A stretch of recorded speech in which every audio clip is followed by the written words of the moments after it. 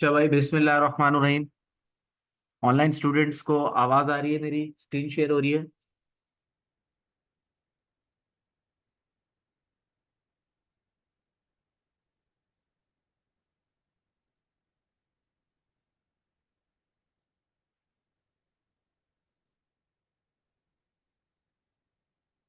अच्छा भाई, starting of with my introduction. मेरा नाम शफीक मोहम्मद है और तकरीबन 2018 से मैं एसीसी में टीचिंग कर रहा हूँ। तबानी स्कूल ऑफ अकाउंटेंसी में मैं तकरीबन 2020 से टीचिंग कर रहा हूँ। और मैं एसीसी क्वालिफाइड हूँ। मैंने अपना एक्सपीरियंस केपीएमजी में सर्व किया है, पाकिस्तान सिविल एविएशन अथॉरिटी में भी सर्व किया है। अब स्टार्ट करते हैं discussion related to the paper, लेकिन इससे पहले वन बाय वन मैं थोड़ा बहुत आप लोगों से इंटरेक्ट कर लेता हूँ।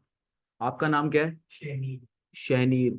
आपके एसीसी के कितने पेपर क्लियर हैं? 5। 5 पेपर क्लियर हैं। इवनिंग में ही पढ़ रहे होते हैं नॉर्मली? जी।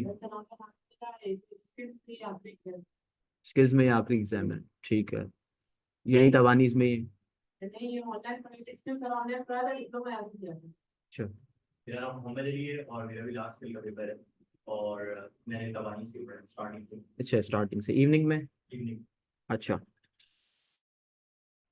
जब भाई स्टार्ट करते हैं डिस्कशन करना शुरू। हमारा जो पेपर है ना, इसका नाम है ऑडिट एंड एश्योरेंस। और ये डबल ए का पेपर इस नाम से भी जाना जाता है, डबल ए। और ये F8 के नाम से भी जाना जाता है। और इस पेपर की खासियत ये है कि बहुत सारे स्टूडेंट जैसे आप लोग बैठे हुए हो, आप लोगों को पता नहीं है ये क्या है। लेकिन आप लोगों ने सुना हुआ है कि यार ये मुश्किल पेपर है, ये एंड में ही देना। तो नॉर्मली जब भी कोई स्टूडेंट डबल ए की क्लास में बैठा होता है, उसने तकरीबन पेपर स्किल्स के क्लियर किए हुए होते हैं। रीजंस क्या है इस पेपर की मुश्किल होने के, वो हम थ्रू आउट डिस्कस करते जाएंगे। लेकिन सबसे पहले आज हम इस पेपर के पैटर्न के बारे में डिस्कस करते हैं, और इसके पैटर्न में ही वन ऑफ द रीजन है इसके पेपर के मुश्किल होने के।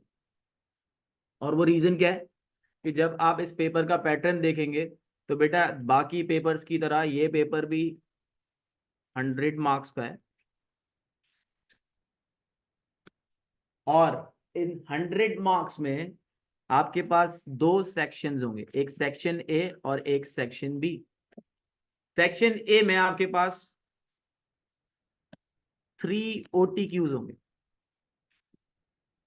Objective test question. 3 objective test question होंगे। हर ऑब्जेक्टिव टेस्ट क्वेश्चन में 5 MCQ। हर ऑब्जेक्टिव टेस्ट क्वेश्चन में क्या होंगे? 5 MCQ। और एक MCQ कितने मार्क्स का होगा? 2 मार्क्स। दैट मीन्स यहाँ पे हमारे पास एक OTQ कितने मार्क्स का बन रहा है? 10 मार्क्स का। और ये 3 OTQ होंगे सेक्शन ए में। इसका मतलब ये section A carries 30 marks and section B carries 70 marks. अब सेक्शन बी जो है ना, इसमें आपके पास यहाँ पे 3 कंस्ट्रक्टिव रेस्पॉन्स क्वेश्चन होंगे। एक CRQ आपके पास 30 मार्क्स का होगा, और बाकी दो CRQ आपके पास 20 मार्क्स ईच। ये 70 मार्क्स ऐसे मिल रहे हैं। अब बेटा यही तो इस पेपर की असल पहली पहली मुश्किल बात है कि आपको इस पेपर के अंदर 70% लिखना है।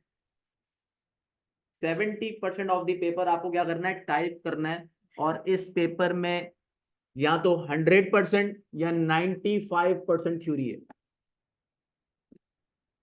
और ये थ्योरी आपको पेपर में लिखनी है। और बेटा इस पेपर की 80% थ्योरी रट्टे वाली थ्योरी नहीं, टेक्निकल थ्योरी है। तो नंबर वन, अगर आपने लिखने की प्रैक्टिस नहीं की तो इन्ना लिल्लाहि व इन्ना इलैहि राजिऊन। बेटा जितनी लिखने की प्रैक्टिस करोगे उतनी कम है।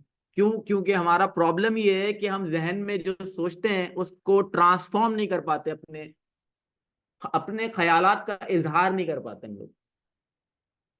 तो हम लिख नहीं पाते। सोच सब लेते हैं कि यूं हो रहा है, फला यूं हो रहा है, तो इन्वेंट्री लोअर ऑफ कॉस्ट और एनआरवी पे होनी चाहिए, यहाँ पे हायर ऑफ कॉस्ट और एनआरवी पे होगी, सब पता होता है हमें। लेकिन जब लिखने पे आते हैं तो हमारे सेंटेंस में से इज द ही शी गायब होता है।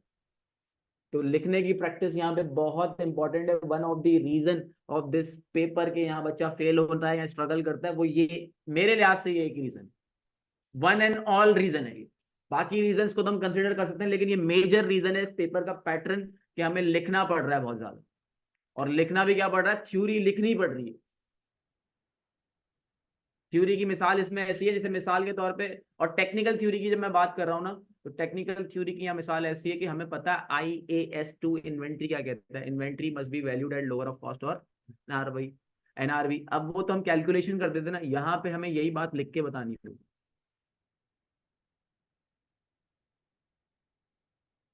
सुना सुना से जरा लग रहा है ये, inventory must be valued at lower of cost और एनआरवी। यहाँ पे सर ऑडिट में क्यों ऐसी बातें कर रहे हैं? क्योंकि एक बात सुन लो, आज पहली क्लास में एक अच्छा अकाउंटेंट ही एक अच्छा ऑडिटर होता है। क्यों? उसका रीजन क्या है? हम डिस्कशन स्टार्ट करते हैं विद द बेसिक कॉन्सेप्ट। आज की क्लास जो हमारी होगी ना, वो समझ लो आज की क्लास इसलिए है कि यहाँ बैठ बिठा के मैं आपको माइंडसेट डेवलप करने वाला हूँ ऑडिट का। आज हम समझेंगे कि ऑडिट बेसिकली है क्या, और बहुत सारी मिथ्स को हम तोड़ेंगे। बहुत सारी स्टूडेंट जब दिमाग में जहन में आता है कि ऑडिट यहाँ पे करने आया, तो बहुत सारी कुछ और चीजें लेके आता है, और हकीकत में ऑडिट कुछ और है। अब जरा देखते हैं कि ऑडिट की कहानी कहाँ से शुरू होती है। बेटा, हम बात कर रहे हैं शेयर होल्डर्स की। शेयर होल्डर्स, बेटा शेयर होल्डर्स ही कंपनी के मालिक होते हैं।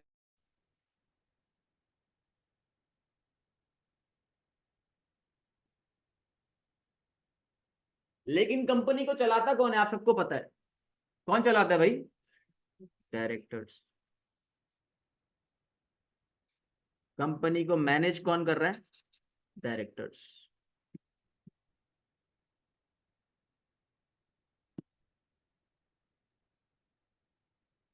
जिसको हम प्यार से बोर्ड ऑफ डायरेक्टर्स भी बोलते हैं, और इसको हम मैनेजमेंट भी बोलेंगे। क्या बोलेंगे भाई?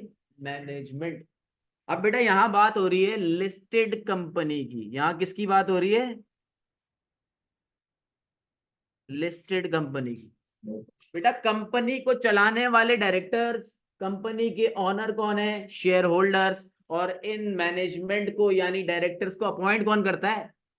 हमें पता है यार, शेयर होल्डर्स ही अपॉइंट करते हैं। कौन अपॉइंट करता है? शेयर होल्डर ही अपॉइंट करते हैं।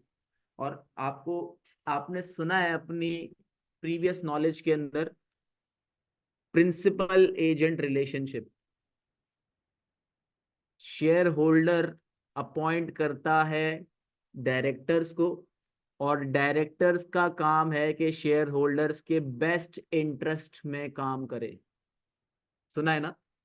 तो डायरेक्टर्स जब कंपनी को मैनेज कर रहे हैं, तो इसका मतलब डायरेक्टर्स ही वो लोग होंगे जो फाइनेंशियल स्टेटमेंट्स को प्रिपेयर करते होंगे। डायरेक्टर्स ही वो लोग हैं जो फाइनेंशियल स्टेटमेंट को क्या करते हैं? प्रिपेयर करते हैं। लेकिन थोड़ा सा एक प्रॉब्लम है, उसको डिस्कस करता हूं पहले मैं। लेकिन ये पहले ये चीज डिस्कस कर लेते हैं कि फाइनेंशियल स्टेटमेंट है क्या। बेटा फाइनेंशियल स्टेटमेंट वो टूल है, वो कंपोनेंट है, जिसको देख के शेयर होल्डर कंपनी की परफॉर्मेंस को इवेल्युएट करता है। शेयर होल्डर हूं मैं, मालिक हूं, तो मैं देखूंगा यार फाइनेंशियल स्टेटमेंट, अच्छा प्रॉफिट्स पिछले साल से इंक्रीज हुए हैं। अच्छा, इसके अलावा शेयर प्राइस EPS नजर आ रहा है इंक्रीज होता हुआ। पिछले साल के कंपैरिजन में एक्सपेंसेस कम हुए। एसेट्स की ये पोजीशन है, लायबिलिटी की ये पोजीशन है, इक्विटी की ये पोजीशन है। तो ये इसका मतलब हुआ फाइनेंशियल स्टेटमेंट वो टूल है जिसके थ्रू कंपनी की परफॉर्मेंस क्या होती है? इवैल्यूएट। और शेयर होल्डर को कैसे पता चलेगा कि कंपनी की फाइनेंशियल स्टेटमेंट अच्छी है या बुरी? कैसे पता चलेगा? जब वो फाइनेंशियल स्टेटमेंट को क्या करेगा? इवैल्यूएट करने की जगह ये कह लो चेक कर रहा हूं। जब फाइनेंशियल स्टेटमेंट देखेगा तो वहीं से पता चलेगा, ठीक है। जब फाइनेंशियल स्टेटमेंट पे नजर डालेगा तभी पता चलेगा ना कंपनी की परफॉर्मेंस कैसी है। अब एक प्रॉब्लम है, डायरेक्टर्स जो है ना वो कंपनी की फाइनेंशियल स्टेटमेंट बनाते हैं, शेयर होल्डर्स उस फाइनेंशियल स्टेटमेंट को इवेल्युएट करके देखते हैं, ठीक है। इवेल्युएट करके देखते हैं, चेक करके देखते हैं कि फाइनेंशियल, इवेल्युएट का मतलब यहाँ नहीं है कि उसको उसके अंदर के डॉक्यूमेंट्स उठा रहे हैं, उसके फिगर्स को देख रहे होते हैं। अच्छा ये प्रॉफिट हुआ है, ठीक है, अच्छा ये एक्सपेंस हुआ है, अच्छा ये ईपीएस है मिसाल, एक्सेट्रा एक्सेट्रा। तो अब बड़ी प्रॉब्लम यहाँ पे, सबसे बड़ी प्रॉब्लम क्या आ रही है बेटा, डायरेक्टर्स को जब शेयर होल्डर्स अपॉइंट करते हैं ना, तो डायरेक्टर्स की नीयत क्या होती है, उनको लालच होती है अपने बेनिफिट्स की, अपनी सैलरी की, अपने कमीशंस की, अपने पर्क्स की। और उसको कहीं ना कहीं ये बात पता होती है कि शेयर होल्डर फाइनेंशियल स्टेटमेंट को देख के मेरी परफॉर्मेंस को इवेल्युएट करने वाला है। अगर मेरी परफॉर्मेंस को इवेल्युएट करते वक्त उसको फाइनेंशियल स्टेटमेंट अच्छी नहीं लगी तो मेरे बोनसेस मारे जाएंगे, मेरे बेनिफिट्स मारे जाएंगे। तो वो क्या करता है, there is a inherent risk. Directors की जो जॉब है ना उसके अंदर ही एक इनहेरेंट रिस्क क्या है कि वो फाइनेंशियल स्टेटमेंट के फिगर्स को मैन्युपुलेट कर सकता है, मिसस्टेट कर सकता है, हकीकत को छुपा सकता है और गलत अच्छाई दिखा सकता है। तो फिर शेयर होल्डर बोलता है यार इस डायरेक्टर यानी मैनेजमेंट पे ना मुझे भरोसा नहीं है, हालांकि है तो ये आस्तीन का। तो फिर शेयर होल्डर क्या करता है, शेयर होल्डर क्या करता है, शेयर होल्डर एक इंडिपेंडेंट बंदे के पास जाता है जिसका नाम क्या है, ऑडिटर। बेटा ये ऑडिटर कौन है, इंडिपेंडेंट बंदा, इंडिपेंडेंट है, कंपनी के बाहर है, कंपनी के बाहर है। तो इसका मतलब ये जो ऑडिटर है कौन सा ऑडिटर है, एक्सटर्नल ऑडिटर है, कंपनी के अंदर का हिस्सा नहीं है, कंपनी की फैमिली का हिस्सा नहीं है। कहां से आ रहा है, बाहर से। कौन अपॉइंट कर रहा है, शेयर होल्डर अपॉइंट कर रहे हैं।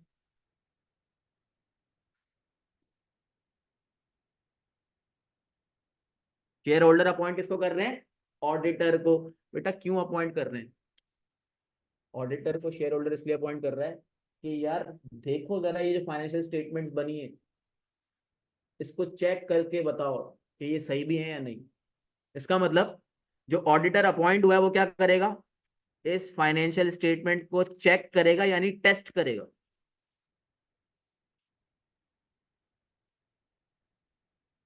इस फाइनेंशियल स्टेटमेंट को चेक करेगा यानी टेस्ट करेगा। बेटा ऑडिटर का फाइनेंशियल स्टेटमेंट्स को चेक करना या टेस्ट करना कि वो सही बनी है या नहीं, सही बनी है या नहीं, इसको हम कहते हैं ऑडिट। किसका ऑडिट बेटा, फाइनेंशियल स्टेटमेंट का। तो सब्जेक्ट का मतलब समझ लो, यहाँ पे हम ऑडिट सीखेंगे किसका, फाइनेंशियल स्टेटमेंट्स का। ऑडिट सीखेंगे किसका, फाइनेंशियल स्टेटमेंट। अब बेटा जब ऑडिटर इस फाइनेंशियल स्टेटमेंट्स को चेक करता है ना, तो जब चेक कर रहा होता है तो चेक कैसे होगी फाइनेंशियल स्टेटमेंट, मैं मैनेजमेंट हूं, यानी मैनेजमेंट कौन बताया अभी, डायरेक्टर्स, मैं मैनेजमेंट हूं, आप लोग ऑडिटर हो। आप आए, आपने फाइनेंशियल स्टेटमेंट चेक करनी है। आप कैसे चेक करेंगे, मिसाल के तौर पे कि एसेट्स, एग्जांपल दे रहा हूं कि एसेट्स वाकई में फिजिकली, लेट से एक कार है, मैंने फाइनेंशियल स्टेटमेंट्स में शो की हुई है, मैं मैनेजमेंट हूं ना, फाइनेंशियल स्टेटमेंट मैंने बनाई है ना, मैंने फाइनेंशियल स्टेटमेंट में कार शो की है। आपको पता करना है, आपको पता करना है कि वो कार वाकई में मौजूद भी है या नहीं। तो आप क्या करेंगे, मुझसे पूछेंगे इस गाड़ी की, मुझसे आएंगे पूछेंगे इस गाड़ी की लोकेशन क्या है, कहाँ मौजूद है, और जाके उसको फिजिकली देख लेंगे। ऐसे ही करेंगे। तो ये इस किया जो आपने ये काम किया, ये क्या किया आपने, फाइनेंशियल स्टेटमेंट्स को चेक किया। एक मिसाल दी, एक मिसाल दी।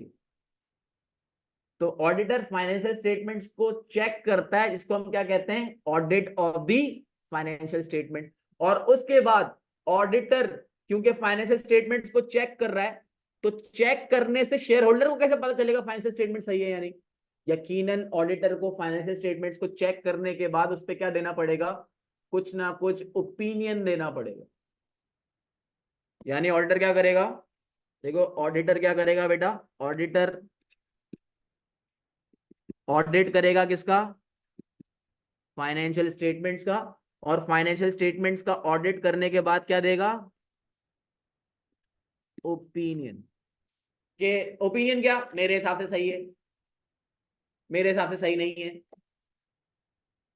ये ओपिनियन है। अब बेटा ऑडिट का मतलब क्या है, फाइनेंशियल स्टेटमेंट्स को चेक करना। ओपिनियन का क्या मतलब है, अश्योरेंस।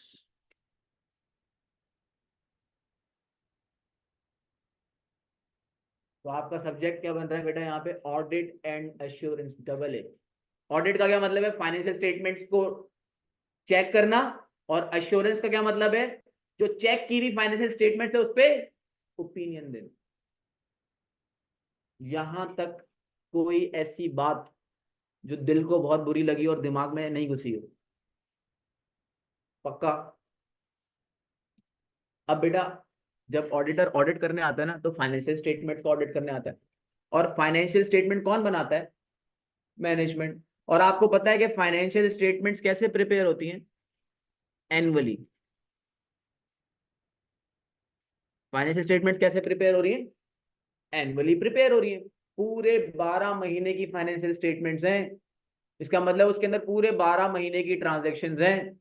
और सोचें जरा, एक लिस्टेड कंपनी में बात करता हूं, amazon, यूनिलीवर, गूगल, ऐसी कंपनी के फाइनेंशियल स्टेटमेंट्स का ऑडिट अगर हम करने जाएं, तो उसके एनुअल फाइनेंशियल स्टेटमेंट्स में 12 महीने की कितनी ट्रांजेक्शन होंगी, बहुत ज्यादा। नाम नहीं लेते कितनी ज्यादा, लेकिन बहुत ज्यादा। तो इसका मतलब ये हुआ कि पूरे 12 महीने की फाइनेंशियल स्टेटमेंट का ऑडिट करना है, और ऑडिटर के पास मैक्सिमम टाइम है 2 महीने, 3 महीने, 1.5 महीना। तो क्या ऑडिटर फाइनेंशियल स्टेटमेंट्स के अंदर जुड़ी हुई हर एक एक ट्रांजैक्शन का ऑडिट कर सकता है, हर एक एक ट्रांजैक्शन का ऑडिट कर ही नहीं सकता, क्योंकि देयर इज अ लिमिटेशन। और वो लिमिटेशन क्या है, टाइम कांस्टेंट। तो इसका मतलब फिर ऑडिटर ऑडिटर फाइनेंशियल स्टेटमेंट्स का जब ऑडिट करेगा, तो सैंपलिंग बेसिस पे करेगा। ऑडिटर परफॉर्म किस पे करेगा, ऑडिट सैंपलिंग बेसिस पे करेगा। और ऑडिटर सैंपलिंग बेसिस पे ऑडिट के साथ साथ मटेरियल आइटम्स का ऑडिट करेगा।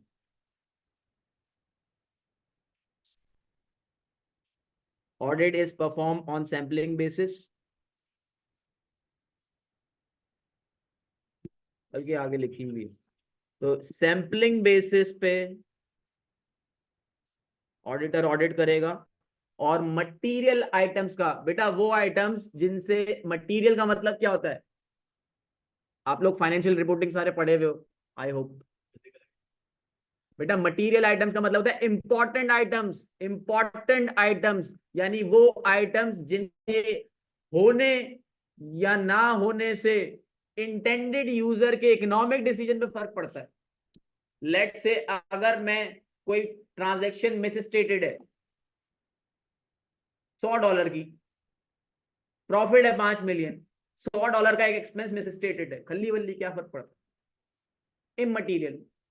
लेकिन अगर 5 मिलियन के रेवेन्यू में से अगर 1 लाख की transaction miss statement miss stated है, 1 लाख का एक्सपेंस मिस स्टेटेड है, तो मैं क्या बोलूंगा, this is material, this affects the this affects the economic decision of the intended user. और यहां पे हम खालिस्तान किसकी बात कर रहे हैं, शेयर होल्डर। समझ आ रही है बात। तो ऑडिटर सैम्पलिंग बेसिस पे ऑडिट करेगा एक, तो दूसरा मटेरियल आइटम्स का करेगा। अब बेटा एक बात सोचो, आप अगर, मैं आपको बोलूं मैं आपको बोलूं बेटा आपने ना एक टॉपिक पढ़ के आना है बुक से, और आप क्या करो, आप उसको ना ऊपर से सरसरी देख के आ जाओ, तो आप कैसे फिर जवाब दोगे मुझे। पूरी आपने पूरा टॉपिक में पूरी बुक तो का जो टॉपिक है पूरा चैप्टर तो पढ़ा नहीं, आपने ऊपर ऊपर से चीजें देखी हैं, तो आप बताए कैसे जवाब दोगे? अगर मैं पूछूंगा उसमें तुमने ये पढ़ा था फलां चीज थी, तो तुम बोलोगे सर मेरे ख्याल से थी, ऐसे ही बोलोगे ना। और जिसने पूरा एक एक चीज पढ़ी होगी वो बोलेगा सर थी या नहीं थी। और आप कैसे बोलोगे? सर मेरे ख्याल में थी। तो सोचो, जब ऑडिटर सैंपलिंग बेसिस पे ऑडिट कर रहा है और मटेरियल आइटम्स का ऑडिट कर रहा है, तो ऑडिटर जब अपना ओपिनियन देगा यानी अश्योरेंस देगा, तो क्या वो गारंटी दे सकता है? गारंटी नहीं देगा, बल्कि क्या देगा? ओपिनियन देगा। क्या देगा? ओपिनियन देगा। तो बेटा auditor does not give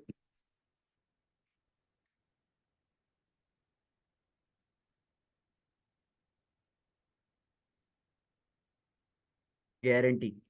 Auditor does not give guarantee. It expresses the opinion.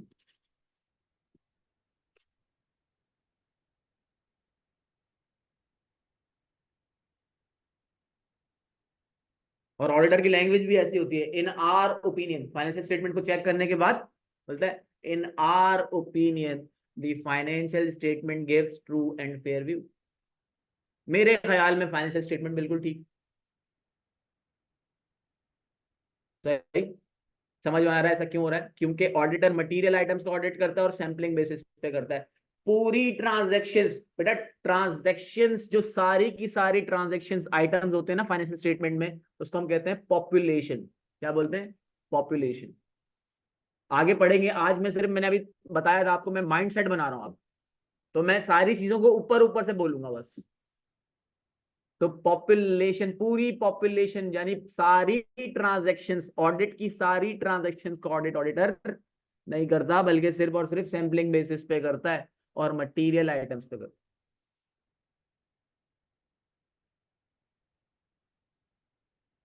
अब बेटा देखें, पहली बात तो ये कि ऑडिटर कौन है बेटा? इंडिपेंडेंट। नजर आ रहा है ये? ऑडिटर कौन है बेटा? इंडिपेंडेंट, यानी एक्सटर्नल है। कौन सी पार्टी है बेटा ये? एक्सटर्नल पार्टी, एक्सटर्नल पार्टी है। और बेटा यहाँ पे ऑडिटर को हम फर्म के नाम से, ऑडिट फर्म के नाम से भी बार बार बोल रहे होंगे, ऑडिट फर्म।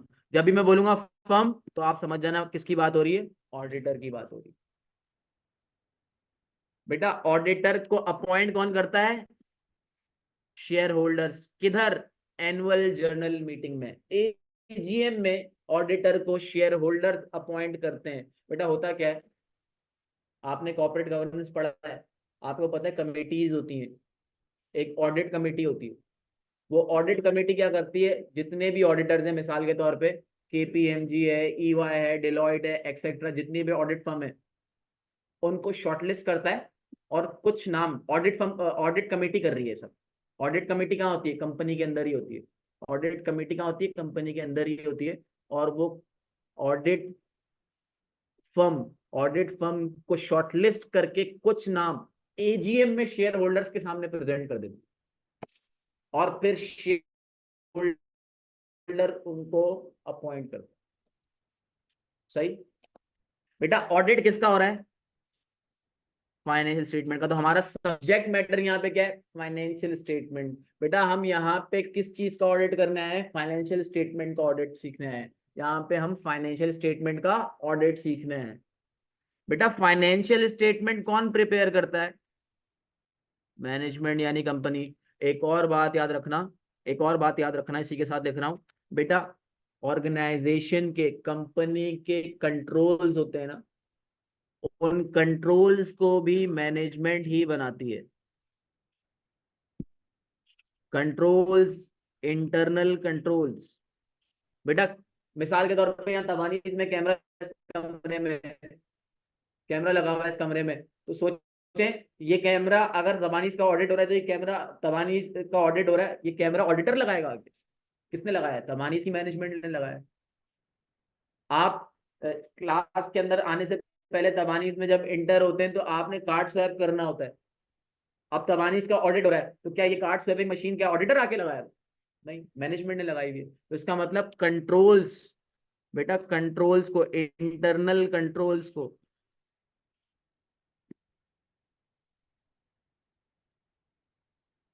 एक्सटर्नल ऑडिटर की बात करेंगे, इंटरनल की नहीं? उसका जवाब देता हूँ। इंटरनल कंट्रोल्स को डिजाइन और इम्प्लीमेंट, डिजाइन एंड इम्प्लीमेंट कौन करता है भाई? By the management.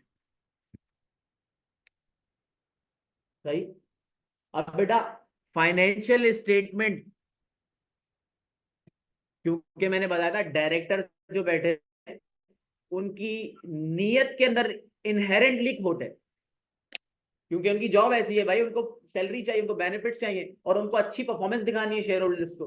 तो वो इसके अंदर एक रिस्क है कि फाइनेंशियल स्टेटमेंट क्या हो सकती है? मिस स्टेटेड हो सकती है। मिस स्टेटेड का मतलब बताए क्या है? मिस स्टेटेड का मतलब ये है जो स्टैंडर्ड बोल रहा है, मिसाल के तौर पे स्टैंडर्ड बोल रहा है inventory must be valued at lower of cost और एनआरवी, और मैनेजमेंट ने फाइनेंशियल स्टेटमेंट्स बनाते वक्त उसको रिपोर्ट कर दिया हायर ऑफ कॉस्ट और एनआरवी पे, तो ये मिस स्टेटमेंट है। यानी जो मैनेजमेंट ने अकाउंटिंग की है वो, और जो स्टैंडर्ड की बातें हैं वो, उन दोनों में क्या है डिफरेंस? उन दोनों में क्या है डिफरेंस? तो हम उसको क्या बोलेंगे? Miss statement.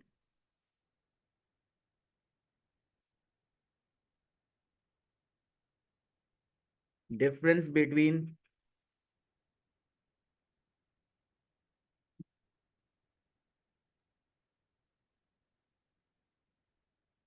The accounting standards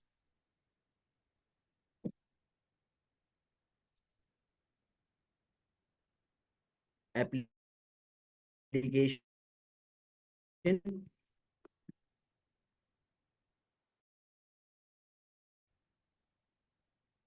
and accounting treatment, and accounting treatment. Accounting standard की एप्लीकेशन क्या है और आपने क्या ट्रीटमेंट की है, इन दोनों का जो डिफरेंस है उसको क्या बोलेंगे? Miss statement. बेटा अगर मिसाल के तौर पे मैं आपको बोलूं क्लास 4 बजे होगी, आप 4 बजे यहाँ आ जाएं और आपको नजर आए कि मैं बैग पैक करके जा रहा हूँ, तो आप बोले सर ये क्या हुआ? मतलब मैंने तो क्लास ले ली, मैं जा रहा हूँ। तो आप क्या बोलोगे? सर ये आपने मिस स्टेटमेंट की, जो बोला था वैसा हकीकत में नहीं किया, जो बोला था वैसा हकीकत में नहीं किया। इसको कहते हैं मिस स्टेटमेंट। और यहाँ फाइनेंशियल स्टेटमेंट्स के हवाले से मिस स्टेटमेंट क्या बोलेंगे? भाई जो स्टैंडर्ड बोल रहा है उसमें, और जो एप्लीकेशन और जो ट्रीटमेंट उसकी अकाउंटिंग की है, जो अकाउंटिंग ट्रीटमेंट की है, उन दोनों में डिफरेंस, तो कहते हैं मिस स्टेटमेंट। अच्छा अब देखो अगली बात जो आ रही है ना यहाँ पे, वो क्या कह रहा है? Auditor is not responsible for the detection of fraud. इस बात का मतलब जरा समझे बेटा। आप लोग पता है क्या समझते हो? ऑडिटर आया फ्रॉड पकड़ेगा, बेटा फ्रॉड पकड़ने की मशीन नहीं है ऑडिटर। ऑडिटर का काम फ्रॉड पकड़ना नहीं है, वजह सुन लो उसकी। बेटा फाइनेंशियल स्टेटमेंट किसने बनाई है? मैनेजमेंट ने। इंटरनल कंट्रोल्स किसने बनाए? तो बेटा कल को इंटरनल कंट्रोल्स बनते क्यों हैं? पहले तो जरा ये देखते हैं इंटरनल कंट्रोल्स क्यों बनते हैं। ताकि एरर को मिनिमाइज किया जा सके और कोई फ्रॉड ना हो। तो बेटा जिसने इंटरनल कंट्रोल्स बिठाए हैं, जिसने इंटरनल कंट्रोल्स को डिजाइन और इंप्लीमेंट किया, फ्रॉड को पकड़ना भी तो उसी का काम है। तो सवाल ऑडिटर फिर यहाँ पे क्यों आ रहा है? ऑडिटर ये देखने आता है कि फाइनेंशियल स्टेटमेंट के अंदर मिस स्टेटमेंट तो नहीं है। अब वो मिस स्टेटमेंट एरर की वजह से भी हो सकती है, वो मिस स्टेटमेंट फ्रॉड की वजह से भी हो सकती है। और ऑडिटर पता है ऑडिट करते हुए क्या सोचता है? सोच देखो ऑडिटर की, अब मैं सोच बता रहा हूँ, अब मैं डिबक कर रहा हूँ ऑडिटर की सोच कैसी होती है। ऑडिटर बोलता है यार ये फाइनेंशियल स्टेटमेंट उसको देखो किस नजर से वो देख रहा है, एरर भी हो सकता है, फ्रॉड भी हो सकता है फाइनेंशियल स्टेटमेंट में, और पूरी की पूरी फाइनेंशियल स्टेटमेंट सही भी हो सकती है। बेटा जो फ्रॉड पकड़ने आता है ना वो ऐसे नहीं सोचता, जो फ्रॉड पकड़ने आता है वो ऐसे नहीं सोचता। सोचो आप, एक घर में कत्ल हो गया, पुलिस को बुलाया, तो क्या पुलिस ऐसे सोचेगी कि कातिल हो भी सकता है और कातिल नहीं भी हो सकता? डेफिनेटली मर्डर हुआ है तो देयर मस्ट बी समवन जिसने कत्ल किया होगा। सही। लेकिन ऑडिटर यहाँ पे क्या देख रहा है? भाई फाइनेंशियल स्टेटमेंट में गलती हो भी सकती है, फ्रॉड की वजह से भी गलती हो सकती है, एरर की वजह से भी हो सकती है, और पूरी की पूरी फाइनेंशियल स्टेटमेंट सही भी हो सकती है। तो ऑडिटर यहाँ पे क्या देखने आया है? ऑडिटर यहाँ पे ये देखने आया है कि financial statements are free from material misstatement. Material statement, auditor का काम डिटेक्ट करना नहीं है फ्रॉड को, बल्कि फ्रॉड को डिटेक्ट करना किसकी रेस्पॉन्सिबिलिटी है? मैनेजमेंट की रेस्पॉन्सिबिलिटी है ना। It is the management responsibility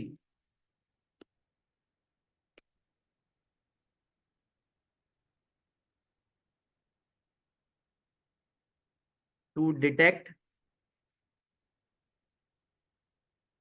fraud. Auditor पता है क्या देखेगा? अगर कोई फ्रॉड हुआ है ना मिसाल के तौर पे, तो मैनेजमेंट ने उसको डिटेक्ट किया होगा, ऑडिटर ये देखेगा कि उसकी अकाउंटिंग ट्रीटमेंट सही की है या नहीं। यानी फ्रॉड, लेट्स से कोई इन्वेंट्री चोरी हुई है, इन्वेंट्री चोरी हो गई, फ्रॉड हुआ है, मैनेजमेंट ने डिटेक्ट कर लिया। अब ऑडिटर ये देखता है कि फ्रॉड जब हुआ है तो इन्वेंट्री चोरी हो गई, तो पीएनएल में, प्रॉफिट एंड लॉस में कोई एक्सपेंस रिकॉर्ड किया है या नहीं। समझ आ रही है बात? तो ऑडिटर का काम ये देखना है कि फाइनेंशियल स्टेटमेंट में मिस स्टेटमेंट है या नहीं, चाहे एरर हो चाहे फ्रॉड हो। ऑडिटर का काम ही नहीं है, फ्रॉड थोड़ी पकड़ना है ऑडिटर। फ्रॉड करने वाले की सोच ही अलग होती है, फ्रॉड सॉरी करने वाले की, देखने वाले की, पकड़ने वाले की सोच ही अलग होती है। समझ आ रही है बात? जिसपे आपको ये नियत होती है कि आपको पता होता है इसने चोरी की है, और आपको उसको पकड़ना होता है, आप उसकी कैसी तफ्तीश करते हो। और यहाँ पे क्या ऑडिटर ऐसे आएगा, मैनेजमेंट को बोलेगा चोर, चोरी की है तूने, फाइनेंशियल स्टेटमेंट पूरी की पूरी मैनिपुलेट की है, जानबूझ के फ्रॉड है तू? ऐसे नहीं होता। ऑडिटर सोच रहा होगा यार ये नेक लोग भी हो सकते हैं और ये गुनाहगार लोग भी हो सकते हैं, मुझे ये देखना है कि फाइनेंशियल स्टेटमेंट सही है या नहीं। बेटा ये बात हम डिस्कस कर चुके हैं कि ऑडिटर टेस्ट करता है। टेस्ट का मतलब क्या है? चेक करता है। ऑडिट फाइनेंशियल स्टेटमेंट्स को कैसे चेक करता है ऑडिटर? सैम्पलिंग बेसिस पे।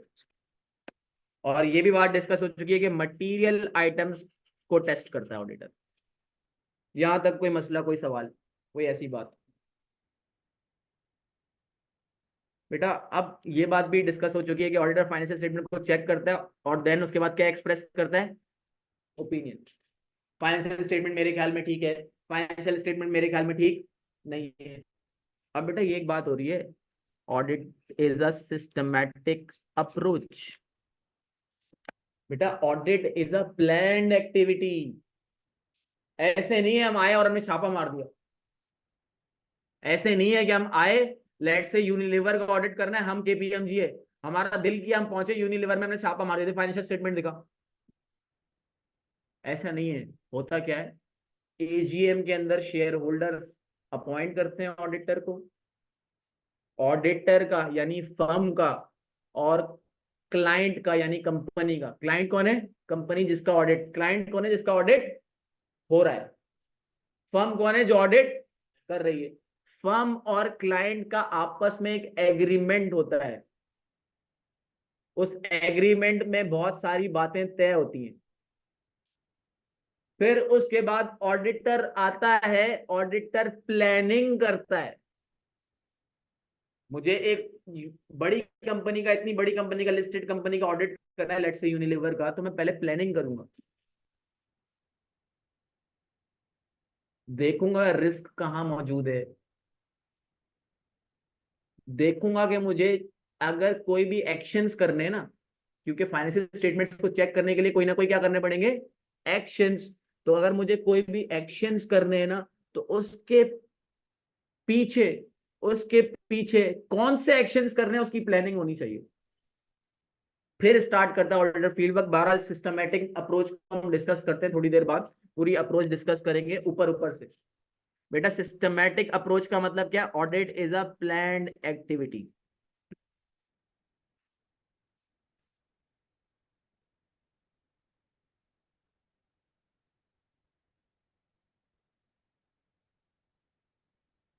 बेटा आप बात कर रहे हैं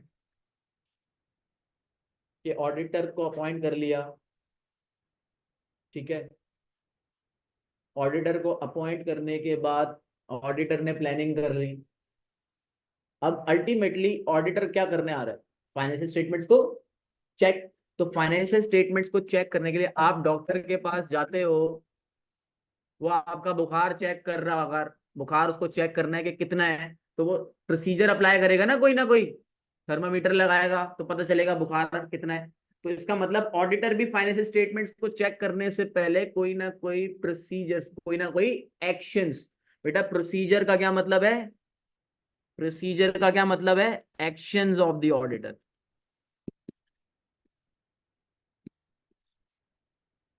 प्रोसीजर का क्या मतलब है? Actions.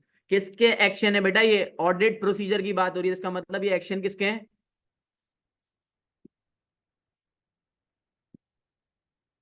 Auditor. Action of the auditor.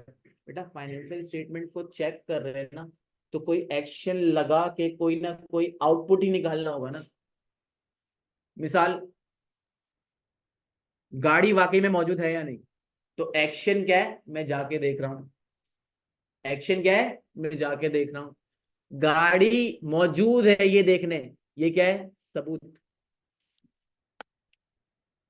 तो इसका मतलब अगर ऑडिटर कोई एक्शंस लगाता है यानी ऑडिट प्रोसीजर लगाता है, तो उससे उसको मिलता क्या है? एविडेंस। बेटा ऑडिटर एक्शंस लगाता है, एक्शंस लगाने से उसको मिलता क्या है? एविडेंस। सेल्स हुई है या नहीं, उसका सोर्स डॉक्यूमेंट देख लिया, पता चल गया। तो बेटा सोर्स डॉक्यूमेंट को मैंने इंस्पेक्ट किया, देखा, ये एक्शन है, इंस्पेक्ट करना एक्शन है, और उससे मुझे मिला क्या? इनवॉइस मिली ना। क्या मिली? इनवॉइस। ये सबूत है। बेटा थर्मामीटर लगा के बुखार चेक कर रहे हैं, एक्शन है। बुखार 102 है, ये सबूत है बुखार के होने का। तो बेटा ऑडिटर क्या करता है? ऑडिट प्रोसीजर्स लगाता है। ऑडिट प्रोसीजर्स क्या है? Actions of the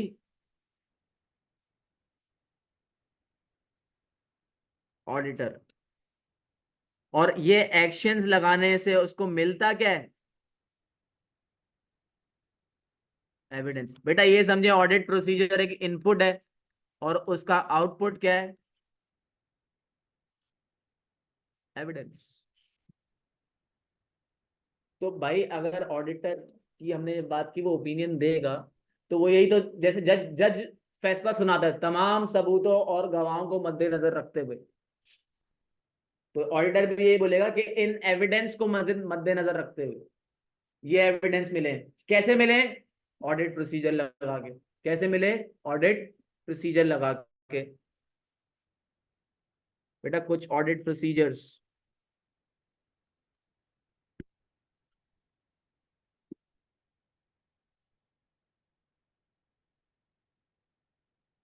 recalculate. मिसाल मैनेजमेंट ने एक कैलकुलेशन की हुई है, 12+3 = 15। बेसिक बात है, ठीक है। या फिर स्ट्रेट लाइन बेसिस पे डेप्रिसिएशन कैलकुलेट की, तो ऑडिटर ने उसको रिकैलकुलेट करके देखा कि 12 प्लस, ऑडिटर कैलकुलेट हो रहा है 12+3, तो ऑडिटर ने देखा कैलकुलेटर में कितना आ रहा है? 15। ऑडिटर ने बोला सही है, जो फिगर लिखी हुई है वो रिकैलकुलेट करके देख ली। ये क्या है बेटा? ये एक एक्शन है। बेटा ये क्या है? एक ऑडिट प्रोसीजर। ये क्या है बेटा? एक ऑडिट प्रोसीजर। इसी तरह ऑडिटर के जो डिफरेंट डिफरेंट प्रोसीजर्स होते हैं, अब यहाँ पे मैं ऑडिटर के प्रोसीजर्स लिख रहा हूँ।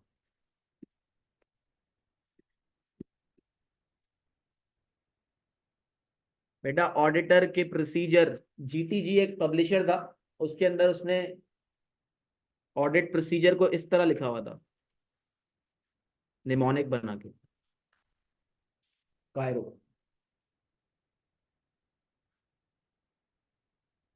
आई पे क्यूब है और आर पे स्क्वायर। जरा देखते हैं इस कायरो का मतलब क्या है। बेटा सी फॉर कंफर्मेशन।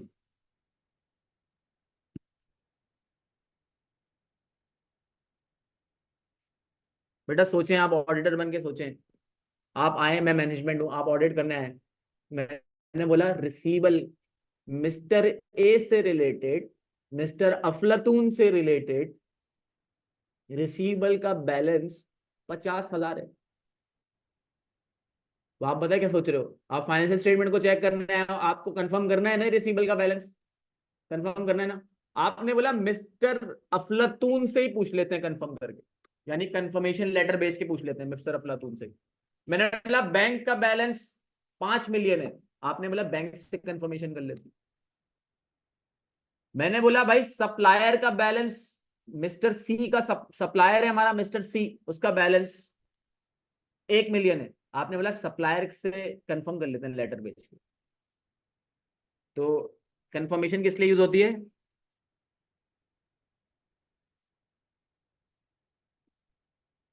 सप्लायर से, कस्टमर से,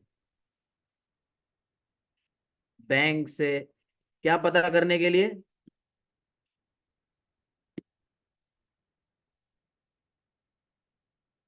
बैलेंसेस।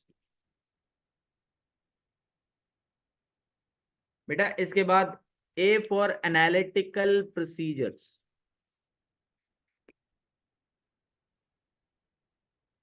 बेटा आप ऑडिटर हैं, बेटा थोड़ा सा रमजान है मुझे पता है, थोड़ा सा एक्टिव रहना है। आप ऑडिटर हैं, ठीक है, मैं मैनेजमेंट। आपने बोला जाहिर सी बात है ऑडिट करने आया हूं, मुझसे फाइनेंशियल स्टेटमेंट्स तो मांगोगे ना। आपने बोला सर फाइनेंशियल स्टेटमेंट्स दें, मतलब ये लें फाइनेंशियल स्टेटमेंट। आपने देखा कि सेल्स रेवेन्यू इंक्रीज हो रहा है। अब आपको पता है जब सेल्स रेवेन्यू इंक्रीज होता है ना, तो फिर इसका मतलब ये है कि कॉस्ट ऑफ गुड्स सोल्ड भी बढ़ना चाहिए और डिस्ट्रीब्यूशन कॉस्ट भी बढ़नी चाहिए। आपने देखा सेल्स पिछले साल के मुकाबले में इंक्रीज हो रही है, लेकिन डिस्ट्रीब्यूशन कॉस्ट कम हो रही है। तो इसका मतलब आपने एक ऐसी चीज पकड़ी है जो कि अनयूजुअल है। यही होता है एनालिटिकल प्रोसीजर। आप क्या करते हो? कंपेयर करते हो फाइनेंशियल इंफॉर्मेशन को और कुछ अनयूजुअल चीजें उसमें से निकाल लेते हो। अब नेचर समझो इस एनालिटिकल प्रोसीजर की। जब आप वो अनयूजुअल चीज निकाल लोगे तो क्या करोगे? इन्वेस्टिगेट करोगे ना। तो एनालिटिकल प्रोसीजर पता है क्या होता है? एनालिटिकल प्रोसीजर का मतलब क्या है? कंपेयर करना, compare the financial information, F I, financial information, identify the unusual difference.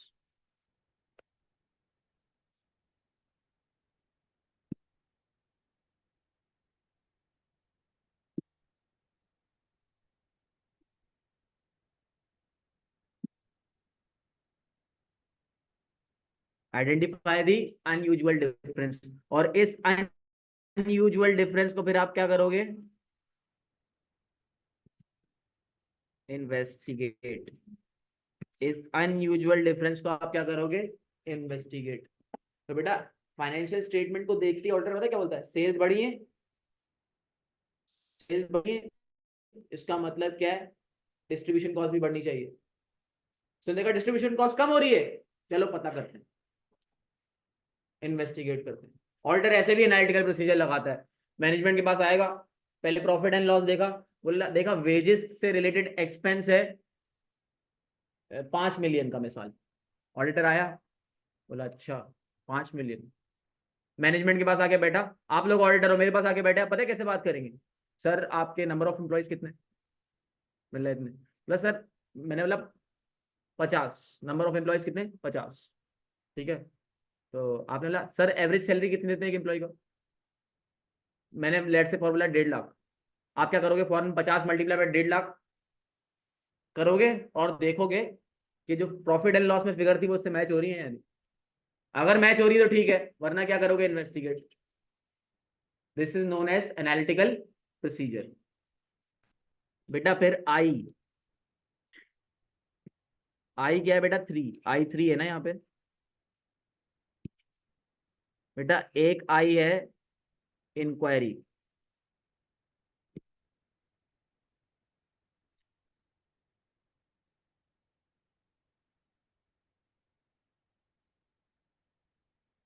एक आई है इंस्पेक्शन ऑफ एसेट्स, और एक आई है इंस्पेक्शन ऑफ डॉक्यूमेंट्स।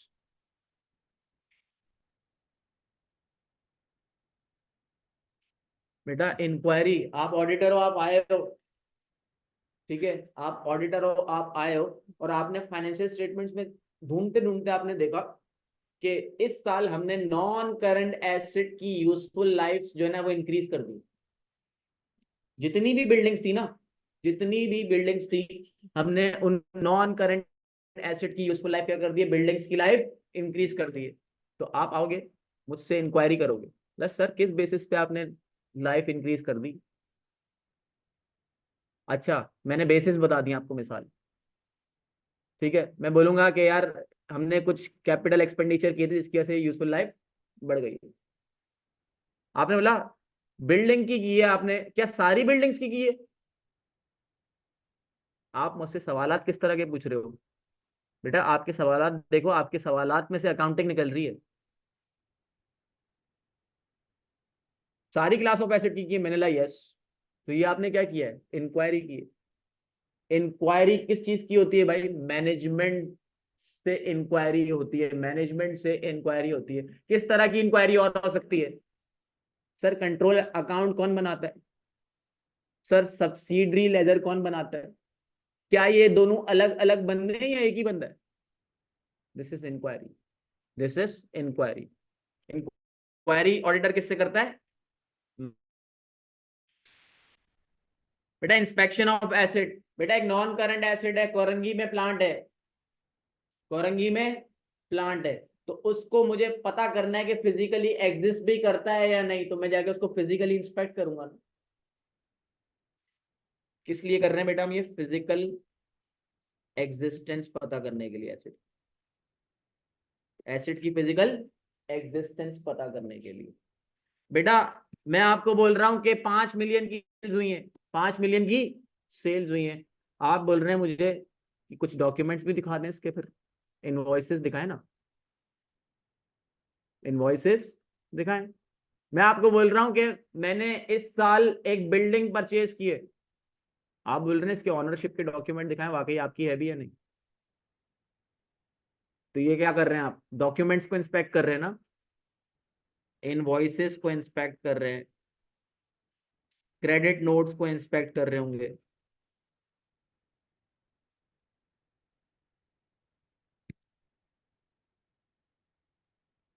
बेटा इसके अलावा स्टेटमेंट्स को इंस्पेक्ट कर रहे होंगे, एक्सेट्रा, जो भी डॉक्यूमेंट्स हो।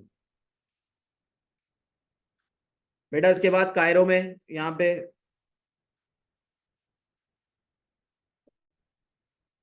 कायरो में यहाँ पे R2, R2,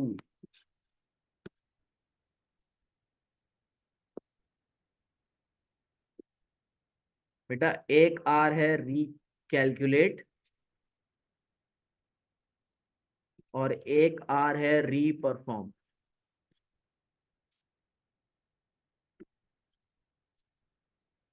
रीकैलकुलेट का मतलब क्या है?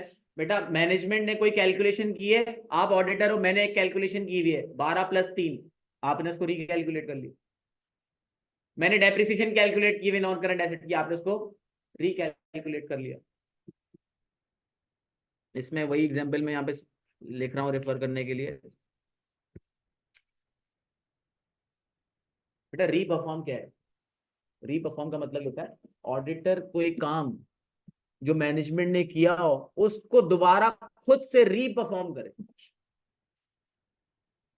बेटा मैनेजमेंट ने बैंक रिकंसिलिएशन किया, ऑडिटर ने बोला मैं खुद बनाऊं, बैंक स्टेटमेंट दो मुझे पूरे साल की, कैश बुक के लेजर लाके दो, मैं खुद करूंगा, और फिर ऑडिटर री परफॉर्म करके क्या करता है, उससे कंपेयर करके देखता है कि मैंने ये बनाई, मैनेजमेंट ने क्या बनाई।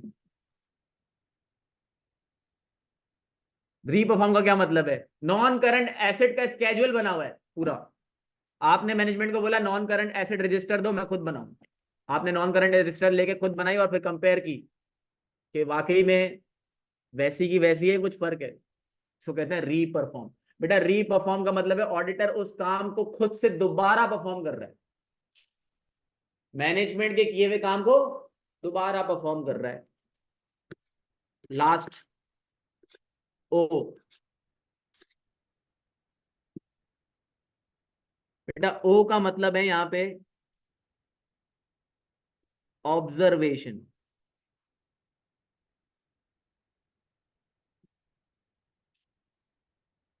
बेटा ऑब्जर्वेशन बहुत इंपॉर्टेंट चीज है। आप भी यहाँ पे आते हो तो बहुत सारी चीजें ऑब्जर्व करते हो, इसी तरह ऑडिटर भी आके बहुत सारी चीजें ऑब्जर्व करेगा ना। जैसे मिसाल के तौर पे आया, उसने देखा, तब आनी इसकी मिसाल ले लेते हैं। आप ऑडिटर हैं, आप आ रहे हैं, आपने देखा आते हुए कि बहुत सारे स्टूडेंट ने ऐसे ही अंदर चले जाते। फिर आपने देखा, आपने सैलरीज कैलकुलेट करनी है, और आपको पता चला यहाँ पे टीचर्स को आर्ली बेसिस पे सैलरीज मिलती है। तो आपने देखा कोई टाइम काउंट करने का मैकेनिज्म ही नहीं है, कैमरा भी नहीं लगा हुआ। तो आप क्या बोलोगे, इसका मतलब मैंने अपनी ऑब्जर्वेशन से ही पता किया कि कंट्रोल अच्छे नहीं है। इसी तरह आपने देखा कि आप कंपनी का ऑडिट करने जा रहे हो, आप सोचो, आपने देखा कि लेबर जो है ना, जब आती है तो उसकी कोई अटेंडेंस का मैकेनिज्म नहीं, कोई कैमरा नहीं लगा हुआ, कभी भी ब्रेक में कभी भी लेबर निकल जाती है। ये कब सब कुछ आप कैसे कर रहे होगे, ऑब्जर्व ही कर रहे होगे ना सब कुछ ये। आपने देखा यार, आप ऑडिट करने आए पहला दिन, आपने देखा लेबर जो है ना वो 12 बजे ही निकल जाती है, और मैनेजमेंट के कंट्रोल बोलते हैं कि लेबर का ब्रेक जो है ना वो 1 से 2 है। आपने देखा लेबर्स को निकलते हुए 12 बजे, और वापसी आते हुए आप देख रहे हो कोई 2:30 बजे आ रहा है, कोई 3 बजे आ रहा है। तो आप क्या बोलोगे, इसका मतलब मैंने ऑब्जर्व किया, बीइंग एन ऑडिटर आप बोलोगे मैंने ऑब्जर्व किया, कंट्रोल्स वैसे नहीं है। तो ऑडिटर ऑब्जर्व करके भी बहुत सारे सबूत इकट्ठा कर रहा होता है। तो बेटा ये कायरो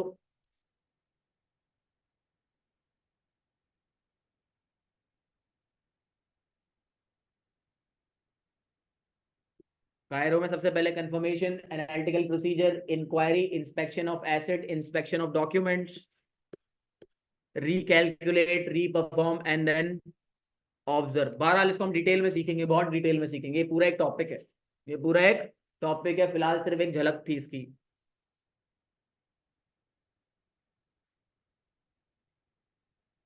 बेटा अब एक बड़ी इंपॉर्टेंट बात ना, कंट्रोल्स, इंटरनल कंट्रोल्स का आपस में क्या रिलेशन है। बेटा अगर आप बाप को देखो किसी के, बाप बदमाश है, आप क्या बोलोगे, बेटा भी बदमाश होगा, ठीक है। आप एक इंसान को देखते हो, वो उसके दोस्त बहुत अच्छे नेक हैं, अच्छी गैदरिंग में बैठता है, तो आप क्या बोलोगे, ये इंसान भी नेक है ना। एक बच्चा क्लासेस ले रहा है, आता ही नहीं है, कभी आता है कभी नहीं आता, तो आप क्या सोचोगे, पढ़ता ही नहीं होगा, है ना। तो दैट मीन्स एक रिफ्लेक्शन, एक असर आ रहा है। तो इंटरनल कंट्रोल्स का भी रिलेशन है फाइनेंशियल स्टेटमेंट से, इंटरनल कंट्रोल्स का भी रिलेशन है फाइनेंशियल स्टेटमेंट में। मिसाल दे रहा हूं, कैपिटल एक्सपेंडिचर हो रहे हैं, नॉन करंट एसेट खरीदते हैं, कोई उसको ऑथराइज करने वाला नहीं है, कोई उसको ऑथराइज करने वाला नहीं है। तो आप कैसे सोचोगे, यार कैपिटल एक्सपेंडिचर को ऑथराइज होना चाहिए, ये एक अच्छा कंट्रोल है ना, ये एक अच्छा कंट्रोल है। अगर बगैर ऑथराइजेशन के लिए बगैर ऑथराइजेशन के कैपिटल एक्सपेंडिचर हो रहा है, इसका मतलब क्या है कि फाइनेंशियल स्टेटमेंट्स में एसेट क्या होंगे, मिस स्टेटेड। हो सकता है बहुत सारे एसेट्स खरीदे ही ना हो, लेकिन शो हो रहे हो एसेट के अंदर, है ना। मिसाल के तौर पे आपने ये देखा कि सैलरी मिल रही है कैश के अंदर लेबर को, सैलरी मिल रही है कैश के अंदर किसको? लेबर को। और आपको ये नजर आता है कि वहां पे कि अली का पैकेट, अली के कैश का पैकेट वली भी ले जाता है, कोई आइडेंटिटी चेक है ही नहीं।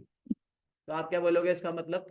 हो सकता है कि यहाँ पे सैलरीज में बहुत सारी मिस स्टेटमेंट्स हो, पेरोल के अंदर मिस स्टेटमेंट्स हो।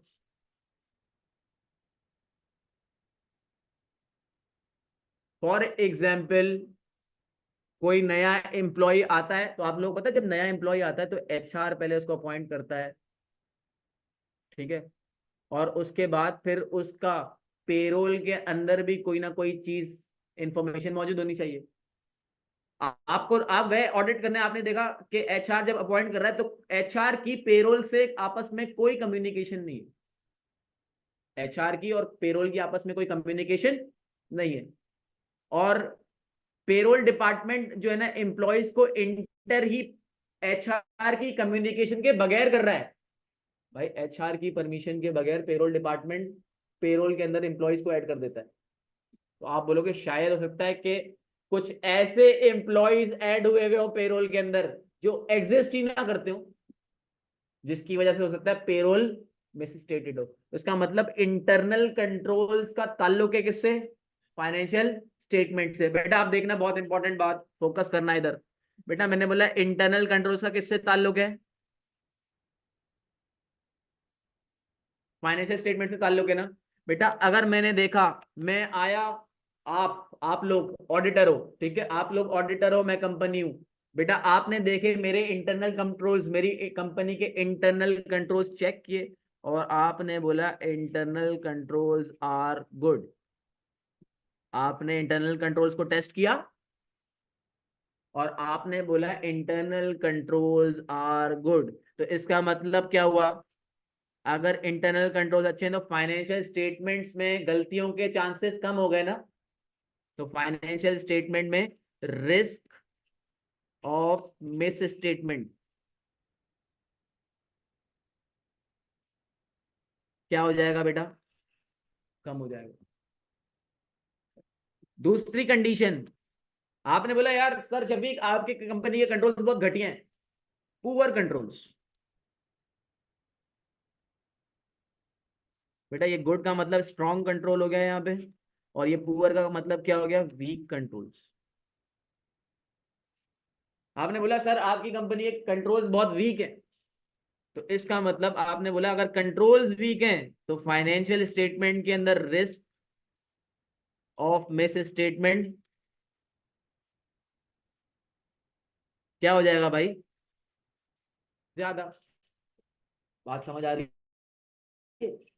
अब बेटा देखें, ऑडिटर ऑडिट करता है फाइनेंशियल स्टेटमेंट्स का सैंपलिंग बेसिस पे। आप आए सबसे पहले, अब मुझे एक और बात बताएं, पहले रुक जाते हैं, सैंपलिंग बेसिस को छोड़ते हैं। मुझे एक बात बताएं, आप ऑडिट करने आए, ऑडिट एक प्लान एक्टिविटी है ना, ठीक है? आपने ऑडिट करना शुरू कर दिया तो डायरेक्ट फाइनेंशियल स्टेटमेंट पे कूद पड़ोगे? इस पिक्चर को देखो, क्या एक समझदार ऑडिटर को डायरेक्ट फाइनेंशियल स्टेटमेंट पे जंप करना चाहिए? पहले उसको कंट्रोल्स को टेस्ट करना चाहिए। तो during the course of audit auditor पहले कंट्रोल्स को टेस्ट करता है, क्योंकि कंट्रोल्स को टेस्ट करने से उसको क्या पता चल रहा है? कंट्रोल स्ट्रॉन्ग या वीक। अगर कंट्रोल स्ट्रॉन्ग तो risk of material misstatement कम, अगर कंट्रोल्स वीक तो रिस्क ऑफ मिस स्टेटमेंट ज्यादा। ये बात क्लियर है? तो ऑडिटर, इसका मतलब आपको ये बात समझ में आ गई, जब ऑडिटर जाके फील्ड वर्क में उतरता होगा, यानी फाइनेंशियल स्टेटमेंट्स का ऑडिट शुरू करने से पहले ऑडिटर क्या करता होगा? पहले कंट्रोल्स को टेस्ट करता होगा, कंट्रोल्स को टेस्ट करने के बाद फिर फाइनेंशियल स्टेटमेंट्स को टेस्ट करता होगा, क्योंकि ताल्लुक है। कंट्रोल अच्छे तो इसका मतलब मिस स्टेटमेंट की चांसेस कम। यानी आप ऐसे बोलो, कंट्रोल अच्छे तो फाइनेंशियल स्टेटमेंट भी अच्छी, कंट्रोल बुरे तो फाइनेंशियल स्टेटमेंट भी बुरी। आप देखो बेटा, फाइनेंशियल स्टेटमेंट अच्छी तो इसका मतलब आपका काम कम हो जाएगा।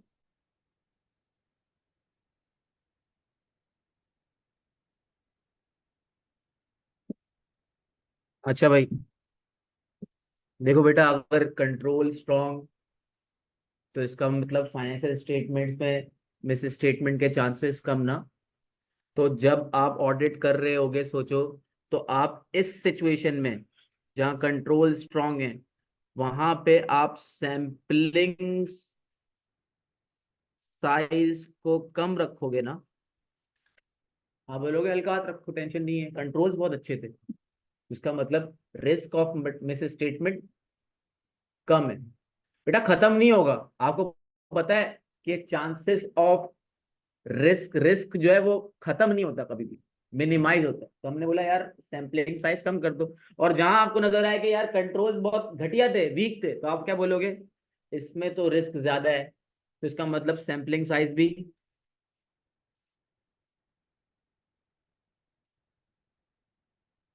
बढ़ा लोगे। क्लियर हो रही है ये बात? तो बेटा कंट्रोल्स का आपस में फाइनेंशियल स्टेटमेंट से ताल्लुक है। ऑडिटर फाइनेंशियल स्टेटमेंट्स को पकड़ने से पहले कंट्रोल्स को टेस्ट करेगा। ऑडिटर फाइनेंशियल स्टेटमेंट्स को टेस्ट करने से पहले कंट्रोल्स को टेस्ट करता है। कंट्रोल्स को टेस्ट करता है, और कंट्रोल्स को टेस्ट करने के बाद अगर अच्छे हैं कंट्रोल्स, तो फिर फाइनेंशियल स्टेटमेंट्स को टेस्ट करते हुए सैम्पलिंग साइज को कम कर देगा। और अगर कंट्रोल्स वीक हैं, तो फिर फाइनेंशियल स्टेटमेंट्स को टेस्ट करने से के वक्त करते वक्त क्या बोलेगा, सैम्पलिंग साइज को बढ़ा दो। बेटा इसका मतलब ऑडिटर क्या करता है, टेस्ट। ऑडिटर क्या करता है, टेस्ट। ऑडिटर बेटा कंट्रोल्स को भी टेस्ट करता है, और ऑडिटर बेटा फाइनेंशियल स्टेटमेंट को भी टेस्ट करता है। ऑडिटर जब टेस्ट करता है ना कंट्रोल्स को, तो इसको कहते हैं टेस्ट ऑफ कंट्रोल्स। तो क्या कहते हैं, टेस्ट ऑफ कंट्रोल्स। और ऑडिटर जब टेस्ट करता है फाइनेंशियल स्टेटमेंट्स को ना, तो इसको कहते हैं टेस्ट ऑफ डिटेल्स। और इसको हम सब्सटेंटिव सब्सटेंटिव टेस्टिंग बोलते हैं। सब्सटेंटिव टेस्टिंग क्यों बोलते हैं, बेटा फाइनेंशियल स्टेटमेंट को टेस्ट कर रहा है ना। फाइनेंशियल स्टेटमेंट्स कैसे बनती हैं, सब्सटेंस ओवर फॉर्म। तो जब फाइनेंशियल स्टेटमेंट को टेस्ट कर रहा होगा, फाइनेंशियल स्टेटमेंट्स को चेक कर रहा होगा, तो जो प्रोसीजर लगाएगा उसको क्या बोलेंगे, सब्सटेंटिव टेस्टिंग। और जब कंट्रोल्स को टेस्ट कर रहा होगा, जब कंट्रोल्स को चेक कर रहा होगा, तो जो प्रोसीजर लगाएगा उसको क्या बोलेंगे, टेस्ट ऑफ कंट्रोल्स। समझ आ रही बात? बेटा मैं ऑडिटर हूं, मैं चेक करने आया, पहले मैं कंट्रोल्स को चेक कर रहा हूं, तो मैं कंट्रोल्स को चेक करने के लिए जो प्रोसीजर लगाऊंगा उसको क्या बोलूंगा, टेस्ट ऑफ कंट्रोल्स। और उसके बाद जब मैं फाइनेंशियल स्टेटमेंट को टेस्ट करूंगा, तब जो टेस्ट करते वक्त प्रोसीजर्स लगाऊंगा उसको क्या बोलूंगा, substantive testing. Test of detail भी बोलते हैं, टेस्ट ऑफ डिटेल्स।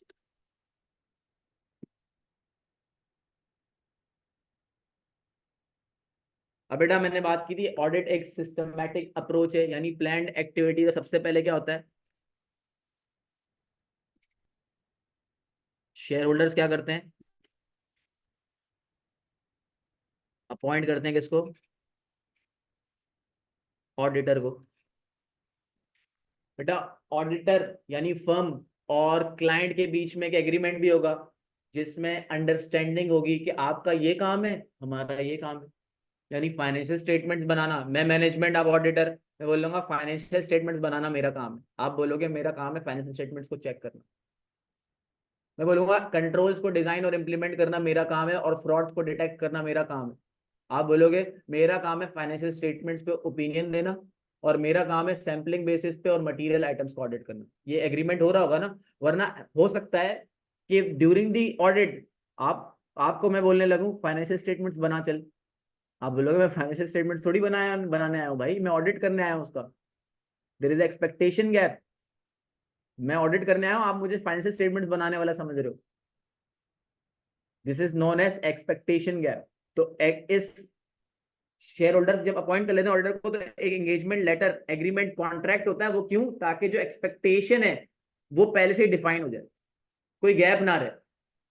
मैनेजमेंट ये ना बोल रही हो, देखें शेयर होल्डर्स एजीएम के अंदर बैठ के, देखें आपने इस कंपनी को अपॉइंट किया था ना, फर्म को अपॉइंट किया था, इसने फ्रॉड को डिटेक्ट करके नहीं दिया।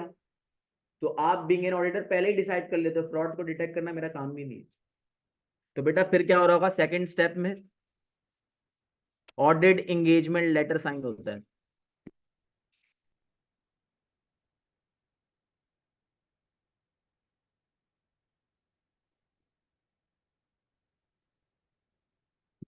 बेटा ऑडिट एक सिस्टमैटिक अप्रोच है ना, तो डायरेक्ट थोड़ी स्टार्ट कर देंगे financial statements, engagement letter sign हुआ आप अगले दिन पहुंच गए फाइनेंशियल स्टेटमेंट्स दो,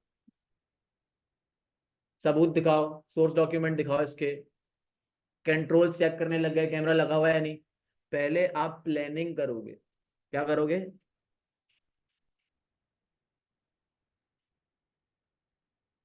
प्लानिंग स्टेज, कितनी रिसोर्स लगानी है, इस कंपनी के अंदर टेक्नोलॉजी ज्यादा है तो कोई टेक्नोलॉजिकल एक्सपर्ट होना चाहिए, ये कंपनी ऑयल और मिनरल्स की माइनिंग करती है तो कोई टेक्निकल एक्सपर्ट उससे रिलेटेड होना चाहिए। फाइनेंशियल स्टेटमेंट्स में इस एरिया में रिस्क ज्यादा है, फाइनेंशियल स्टेटमेंट्स में इस एरिया में रिस्क ज्यादा है तो इस एरिया में सीनियर को लगाना चाहिए। फाइनेंशियल स्टेटमेंट में इस एरिया में रिस्क ज्यादा है तो यहाँ पे फिर सैंपलिंग साइज बढ़ा देंगे, इस एरिया में रिस्क कम है तो सैंपलिंग साइज कम कर दो।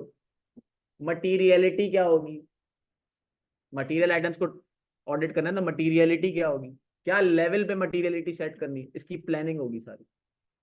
और प्लानिंग के बाद क्या शुरू होगा, ऑडिट वर्क। प्लानिंग के बाद क्या शुरू हो रहा है, ऑडिट वर्क। बेटा ऑडिट वर्क के अंदर अभी आपने थोड़ी देर पहले सीखा, दो चीजें हो रही होती हैं, एक टेस्ट ऑफ कंट्रोल, दूसरा सब्सटेंटिव टेस्टिंग।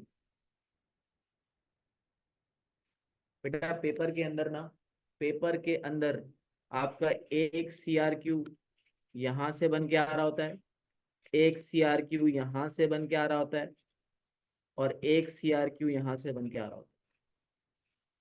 मतलब मैं अगर आपको एक बात बताऊं, ये समझ लें आपका, ये पेपर का आपका 45% टू 55% एरिया है। इसको हमने बहुत डिटेल में पढ़ना है, प्लानिंग स्टेज, ऑडिट वर्क के अंदर test of controls, substantive testing, पूरा ऑडिट ही असलिए प्लानिंग करोगे और उसके बाद कंट्रोल की टेस्टिंग करोगे और उसके बाद सब्सटेंटिव टेस्टिंग, फाइनेंशियल स्टेटमेंट्स को टेस्ट करोगे।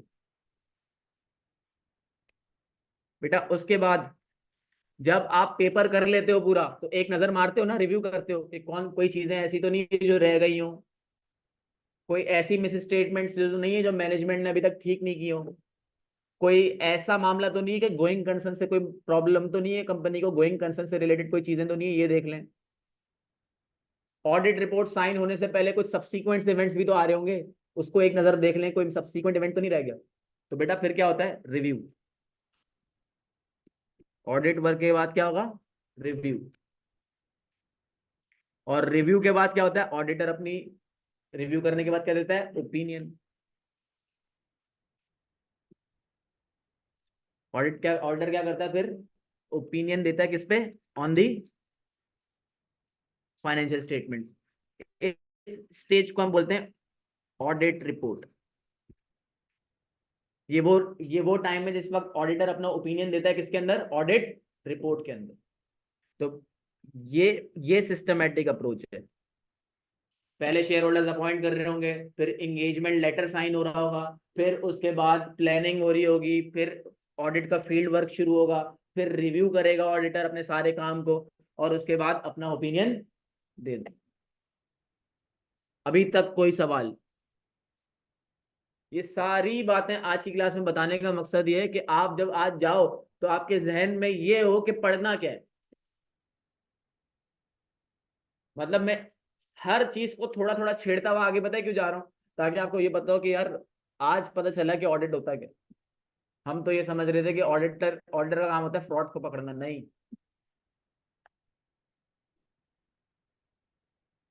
अच्छा फिर लास्ट एक आखिरी बात डिस्कस कर रहा हूँ, उसके बाद मैं क्लास एंड करूंगा आज की, और फिर उसके बाद कुछ आप लोगों के सवाल वगैरह होंगे तो वो ले लूंगा। Opinion of the auditor. बेटा एंड में ऑडिटर क्या कर रहा था, ओपिनियन दे रहा है ना, तो ओपिनियन किस तरीके के हो सकते हैं। बेटा एक होता है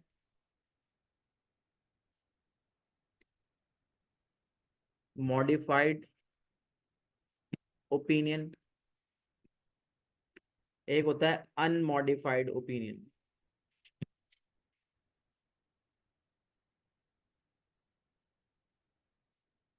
ऑडिटर जब ओपिनियन देगा ना, फाइनेंशियल स्टेटमेंट्स को रिव्यू भी कर लिया, पहले चेक कर लिया, फिर रिव्यू कर लिया, अब ऑडिटर क्या दे रहा है? ओपिनियन। बेटा एक ओपिनियन तो क्या होगा ऑडिटर का कि फाइनेंशियल स्टेटमेंट्स बिल्कुल सही है, इसको क्या कहते हैं हम? Unmodified opinion. क्या कहते हैं? अनमॉडिफाइड ओपिनियन, यानी clean opinion.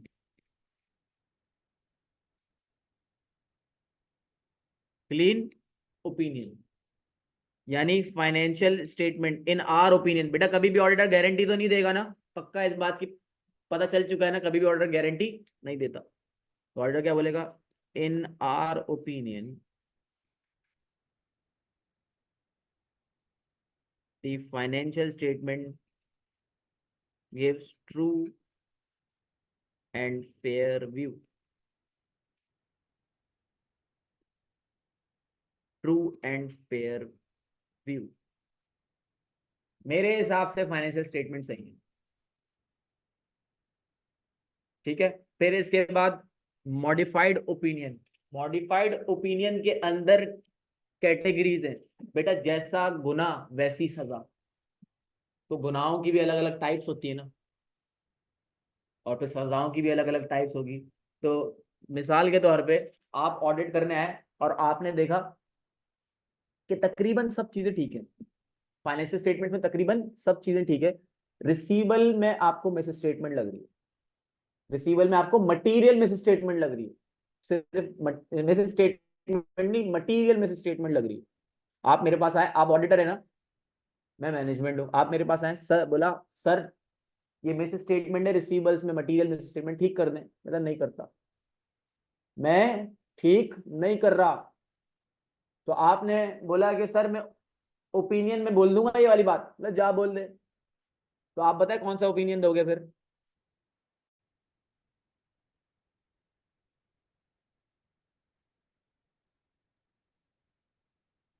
Qualified opinion. Qualified opinion का मतलब क्या है? इन आर ओपिनियन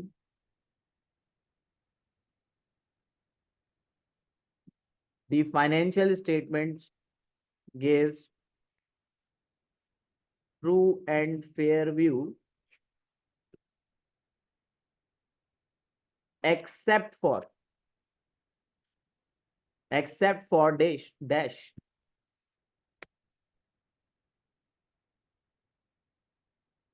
बेटा ये तो नहीं बोलोगे ना पूरी की पूरी फाइनेंशियल स्टेटमेंट गलत है? रिपोर्ट में क्या बोलोगे? भाई अगर मिसाल के तौर पे किसी बंदे को हर्निया है तो रिपोर्ट में हर्निया आएगा ना, ये तो नहीं आएगा इसका में इंतकाल होने वाला है। तो इसका मतलब क्या है? आप भी क्या बोलोगे? फाइनेंशियल स्टेटमेंट मेरे ख्याल में ठीक है, लेकिन एक्सेप्ट फॉर रिसीवेबल। बेटा दूसरी एग्जांपल,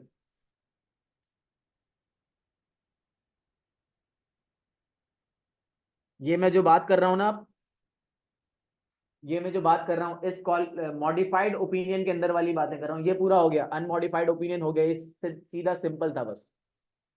तो यहाँ पे मैं लिख रहा हूँ, ये जगह नहीं बची। दूसरा क्या होगा? सिनेरियो नंबर 2, आप मेरे पास आए, मैं मैनेजमेंट, आप ऑडिटर। आपने बोला सर पूरी की पूरी फाइनेंशियल स्टेटमेंट में ही मसले हैं। जहां पाया आपको गलती पाया, जहां पाया वहां आपको गलती पाया। आपने बोला सर ठीक कर दें इसको, सारी ये गलतियां ठीक कर दें। मैंने नहीं कर रहा, नहीं करता। तो आप फिर क्या ओपिनियन दोगे? बोलोगे पूरी की पूरी फाइनेंशियल स्टेटमेंट ही गलत है ना? तो आप बताए क्या ओपिनियन दोगे? Adverse opinion.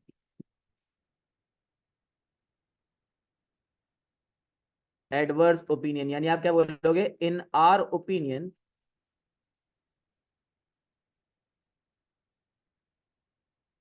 The financial statement do not give true and fair view. अब तो सीधा सीधा आप यही बोलोगे भाई, लास्ट स्टेज है, आखिरी स्टेज, कैंसर है, बंदे फारिग होने वाला है। तो आप क्या बोलोगे? बस टाइम पूरा हो गया, ये 2 गोलियां हैं आपकी दवाइयाँ, क्योंकि 2 दिन का टाइम है आपके पास। तो आप बोलोगे पूरी की पूरी फाइनेंशियल स्टेटमेंट गलत है, the financial statement do not give true and fair view. याद रखना इन आर ओपिनियन, गारंटी नहीं। ठीक है। तीसरा और आखिरी केस, आप ऑडिट करने आए, आपने बोला सर इनवॉइसेस दें, मिला नहीं दे रहा, फला जगह थी, जल गया, रिकॉर्ड मौजूद नहीं है, पेरोल से रिलेटेड हम रिकॉर्ड मेंटेन नहीं करते, मैं आपको टोपियां पे टोपियां दे जा रहा हूं, तो फिर आप ओपिनियन क्या दोगे? आप बोलोगे in our opinion there is no opinion. जब आपको मैंने कुछ टेस्ट ही नहीं करने दिया, कुछ ओपिनियन देने के लिए कोई मटेरियल ही नहीं दिया, ऑडिट करने के लिए कुछ चेक करने के लिए एविडेंस ही प्रोवाइड नहीं किया, तो आप क्या बोलोगे? आप बोलोगे disclaimer of opinion.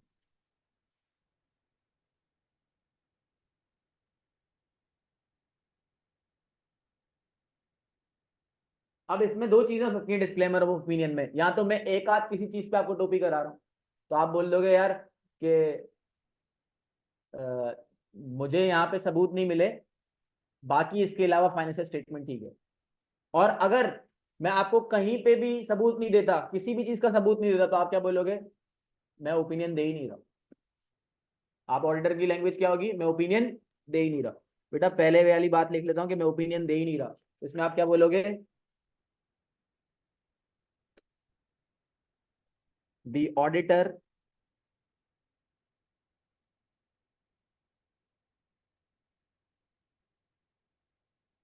is unable to express the opinion। ये कहाँ है बेटा? जहां पे पूरी की पूरी फाइनेंशियल स्टेटमेंट से रिलेटेड मैं आपको कहीं भी सबूत नहीं दे रहा, हर जगह जहां आते हो मना कर देता हूँ, जहां आते हो भगा देता हूँ। और दूसरा क्या है बेटा? मैंने रिसीवेबल में आपको सबूत नहीं दिए, बाकी सब जगह दिए, तो आप क्या बोलोगे? The financial statement gives true and fair view except for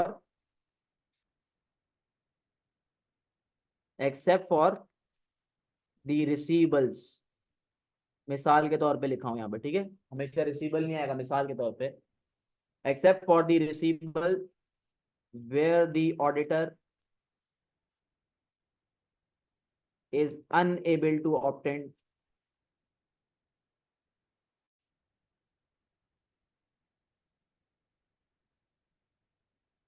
sufficient and appropriate evidence। sufficient and appropriate evidence।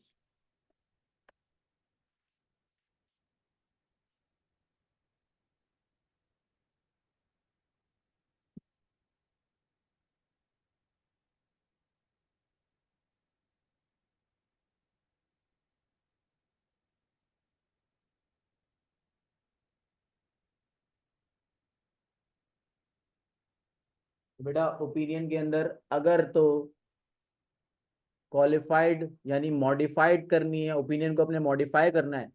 Modified क्यों बोल रहे हैं यहाँ पे? ऑडिटर अपना ओपिनियन मॉडिफाई कर रहा है। वैसे तो नॉर्मल सी एक्सपेक्टेशन क्या होती है? बोलेगा financial statement give true and fair view, in our opinion the financial statement give true and fair view. इसका मतलब किसी भी ओपिनियन को मॉडिफाई नहीं किया ऑडिटर ने, इसको कहते हैं अनमॉडिफाइड यानी क्लीन। मॉडिफाइड का क्या मतलब है? ऑडिटर को अपना ओपिनियन चेंज करना पड़ रहा है। तो एक तो उसमें ये कि एक आध कोई गलती निकल आई है, तो बोलेगा एक्सेप्ट फॉर, बाकी फाइनेंशियल स्टेटमेंट ठीक है।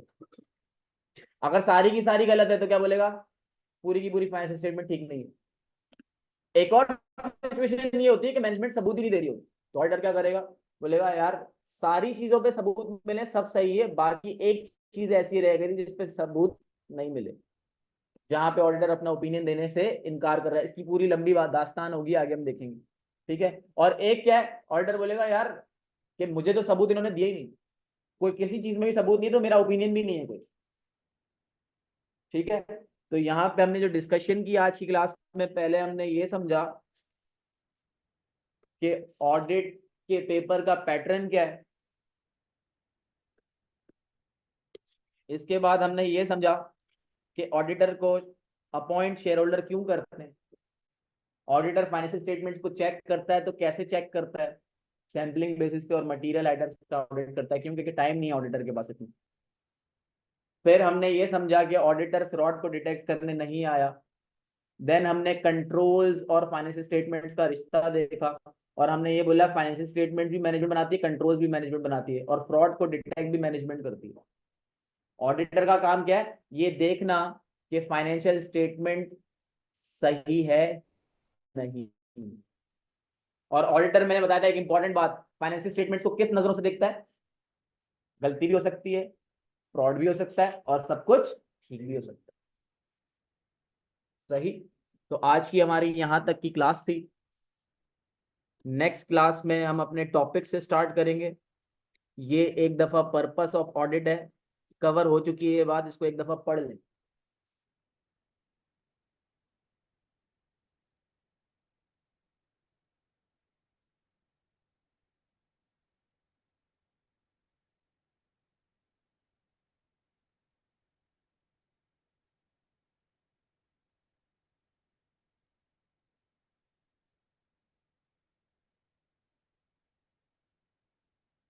बेटा यहाँ पे डिग्री ऑफ कॉन्फिडेंस का मतलब क्या है?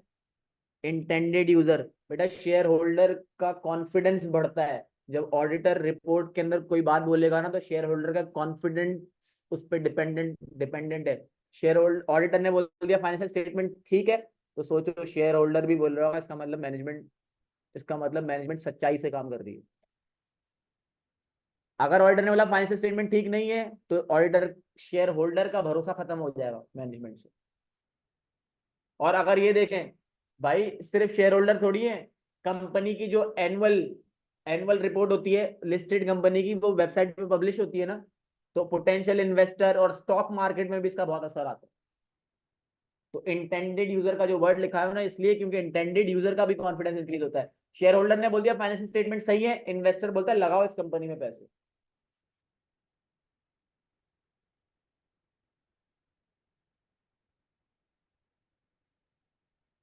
ये हमने लिमिटेशन पे डिस्कशन की थी, और फिर उसके बाद ये सारी चीजें हमने डिस्कस की आज की क्लास में। अच्छा भाई, किसी का कोई सवाल रिलेटेड टू ऑडिट के पेपर से रिलेटेड, या कोई भी एक्स्ट्रा कोई सवाल है तो मुझे बता दे। तो ये आपने जो 3 CR की ये प्लानिंग से रिलेटेड और ऑडिट वर्क से रिलेटेड, तो उसमें कोई स्पेसिफिकेशन है कि इतने मार्क्स का रिजल्ट ही आएगा या तीनों तो रैंडमली है? बेटा ये स्पेसिफिकेशन नहीं। नॉर्मली सीआरक्यू में 30 मार्क्स का सीआरक्यू में मैं समझता हूँ कंट्रोल्स पे, मैं समझता हूँ फेवरेट एरिया। वो क्या करता है अक्सर, मैं बताता हूँ क्या करता है। वो अक्सर ये करता है कि 30 मार्क्स वाले सवाल में ना कुछ नॉलेज बेस्ड चीज डाल देता है। 4-5 मार्क्स की नॉलेज बेस्ड चीज डाल दी, कुछ ना कुछ थ्योरी का पूछ लिया, तो वहां से ज्यादा कर रहा होता है, थ्योरी ज्यादा आने के चांसेस वहां बढ़ जाते हैं। ओवरऑल बाकी प्रोपोर्शन में मैं, अगर मुझसे पूछो तो मैं बोलूंगा शायद कंट्रोल्स, 30 मार्क्स वाला कंट्रोल्स, बाकी रिमेनिंग प्लानिंग और सब्सटेंटिव में। सही। और सर दूसरी बात इंटर वो आपने इंटरनल ऑडिटर का नहीं बताया हाँ ऑडिट। ठीक है, इंटरनल ऑडिट वाले सवाल है। बाकी इसका मतलब ये नहीं कि सीआरक्यू के अंदर बाकी टॉपिक नहीं आते। सीआरक्यू के अंदर रिव्यू से रिलेटेड भी थोड़ी बहुत थ्योरी आ सकती है, थोड़ा बहुत 5 मार्क्स का सिनेरियो पूछ लिया, ये भी हो सकता है। रिपोर्ट से रिलेटेड, रिपोर्टिंग से रिलेटेड भी कुछ 4-5 मार्क्स का पूछ सकता है। और भी कुछ एक्स्ट्रा टॉपिक्स हैं एक दो, उनसे रिलेटेड भी पूछ सकता है। अब आपका नाम क्या है? अली। अच्छा एक मिनट अली, एक स्टूडेंट ने बोला था कि स्क्रीन दिखा दूं मैं। बेटा हमजा, एक ये यहाँ से शुरू हो रहा है, वो ये कॉपी हो कर चुके हो?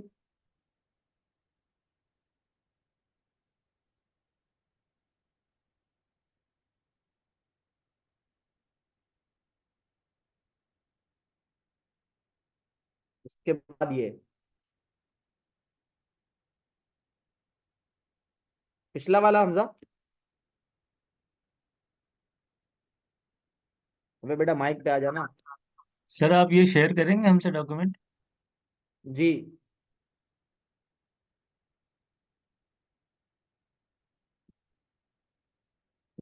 अच्छा एक सवाल दोबारा से, सॉरी यार तुम्हारा नाम क्या है? अली।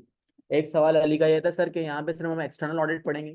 बेटा आपके कोर्स का असल मकसद एक्सटर्नल ऑडिट ही है, ऑडिट एंड एश्योरेंस।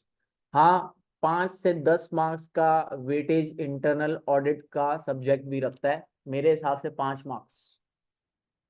हमें थोड़ा बहुत समझना होगा कि इंटरनल ऑडिट है क्या, और उसमें भी क्यों पढ़ना है, उसका भी रीजन समझ लो क्यों पढ़ना है।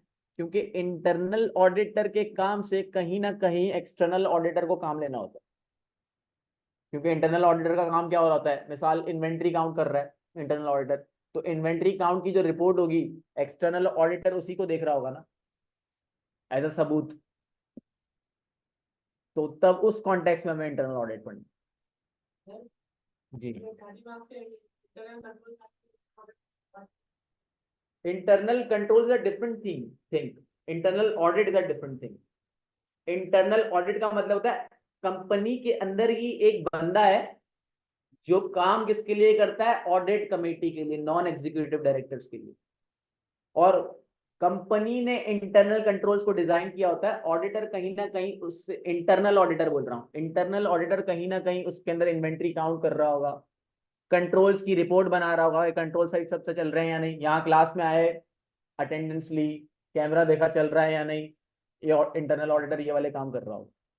ठीक है, कोई फ्रॉड अगर कंपनी के अंदर हो गया है तो पकड़ना किसका काम है, मैनेजमेंट का, लेकिन हेल्पिंग टूल कौन होगा, इंटरनल ऑडिटर।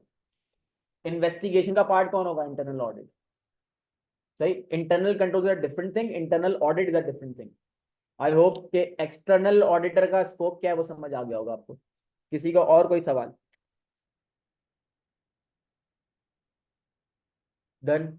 अच्छा, स्टडी मटेरियल अगर आपको चाहिए तो आप स्टडी हब यूज करेंगे, ठीक है, इसी का बहुत आजकल इसमें से क्वेश्चंस भी बन रहे हैं, ठीक है, बहुत यूजफुल टूल है, तो इसके साथ साथ आप उसको इस्तेमाल करें, स्टडी टेक्स्ट को छोड़ें। और बाकी आप किट्स ले लेंगे, कैप्लान की किट ले लें, डीबीबी किट ले लें क्वेश्चंस के लिए। सही, और कोई सवाल? पक्का, डन।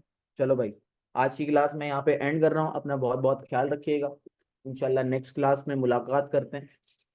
अल्लाह हाफिज।